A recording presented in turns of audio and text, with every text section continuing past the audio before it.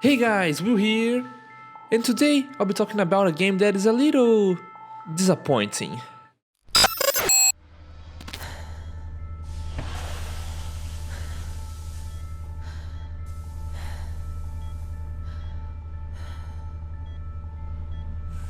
Morning, Eva. The Turing Test is a 2016 puzzle game made by Bulkhead Interactive and published by Square Enix. And well, it's a lot like Portal.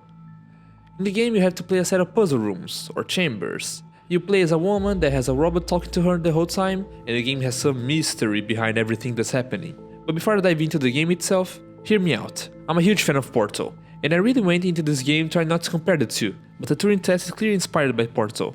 Sometimes way too much. So, let's start from the start. You begin the game as Ava Turing, in a space station. You're talking with a robot AI called T.O.M, as he explained to you what you'll be doing through the whole game. We lost contact with the ground crew 450 hours ago. We have tried to establish further communications, but we are not getting any responses.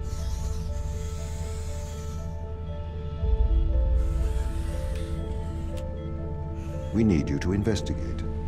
Then you descend into Jupiter to find out what happened to the crew of the mission. And to do that, you need to get through a lot of puzzle rooms. And the excuse that the game gives for you to be doing that is that those are Turing tests, so T.O.M, the robot AI, can do them alone. If you're not familiarized with a Turing test, it's, in a really simplified way, a test to see if a machine can exhibit behavior and thinking similar to that of a human. And well, that's basically the game. You just play these rooms as Ava and T.O.M talk about human and machine relations, and sometimes about what happened to the crew, and that's when my problems with the game started. I can't progress this section without comparing this game to Portal, so be aware. The Turing test tries really hard to be something. The game keeps hinting that it has something else to it, but it takes so long to get to that something else, and it truly isn't worth the wait. The game isn't that long, but it feels like a drag the whole time. It could be shorter, the story itself doesn't take that long to be told, and the characters don't help that. Ava and T.O.M are so boring and monotonic, every conversation between them just felt like two robots talking, and only one of them is a robot. Compared to Portal, especially the second one, you have Whitley and Gladys talking to you the whole game, but they have a personality and charisma, you can feel something for them, and never a dialogue between them and the player character feels dragged out or boring.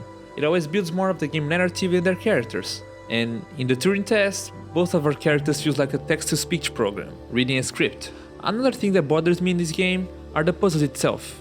At the beginning they are fun and nice to play, but as the game progresses they start to do more of a quantity over quality thing. They just get bigger and you have to do the same thing again and again, but now with more things to do in the same puzzle, and it's just boring.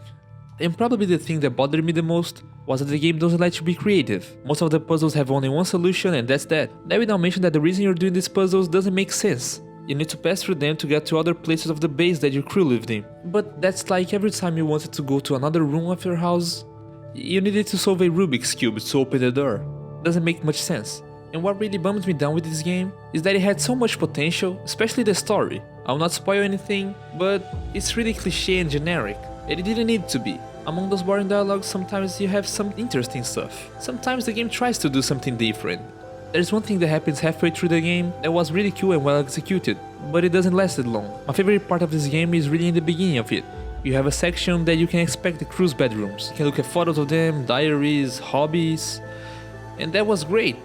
It told so much about characters that you don't even know, and at the time I had hoped that the game would do something good with that, but it was worthless. At the end of the game, I felt let down by it. I know that a lot of people like this game, and I can see why, and I recommend that you play the game to have your own opinion. If you're a big fan of puzzles, you'll probably like it for that. But for me, a person that normally plays games for the story and experience, it was a major letdown, especially because this game had a lot of potential to be something great. So, that was it. Hope you have liked it. Till the next time, stay safe and have a lice knife.